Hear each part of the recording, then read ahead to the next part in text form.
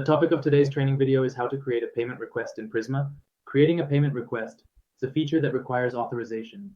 It is a feature that is commonly used by accountants, site accountants, finance professionals, and finance managers at construction sites. First, when creating a payment request, we click on the Create Payment Request tab by pressing the New button here. After that, as you can see here, it opens up for adding a line. You can also use multiple lines for leasing payments, etc. We are now going to create a payment request form using a single line. We click. First of all the fields marked with a red star here are mandatory fields and you must fill them in. Let's start with selecting the project. After selecting the project, the company selection comes up automatically. We will be selecting a payment type. We are proceeding as a material payment. We are making the selection, the payment type. After selecting the payment type, the information is automatically populated. We are now in the process of entering the document number into the system. After completing this step, the next action involves inputting the total amount of the invoice. This ensures that all necessary data is accurately recorded for processing. You can enter information in the description field here. Then we make sure to upload our file. And we press our send button. If you want to add another line here, you can do so in this section.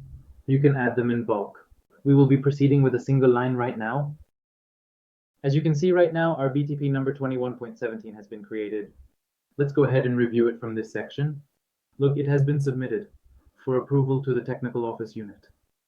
Let's go ahead and review it. You can right-click to review it, or you can review its history.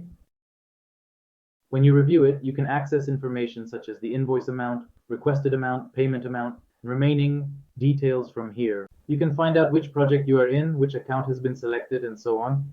You can see the document you added and access its approval history. Creating a payment request using the new button along with the payment request form works like this. We have another method. This is also through completed orders. How is a payment request created? Here we enter the tab labeled completed orders. Here completed orders will already be indicated in this way. We had gone through 1509 if you remember as STF.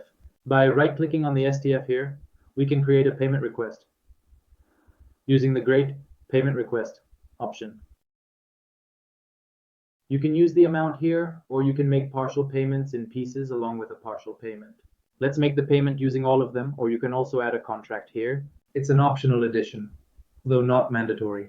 We are creating our payment request. This is our payment request, number 2118. We're reviewing it right from this section. Look, this is now the review section, and we have created payment request number 2118 for our STF number, 1509. This was another one of our methods. Here you can review all requests that you don't have access to from areas like the inbox for payment requests, the outbox, and payment tracking. You can review it with the review option. You may be accessing their histories.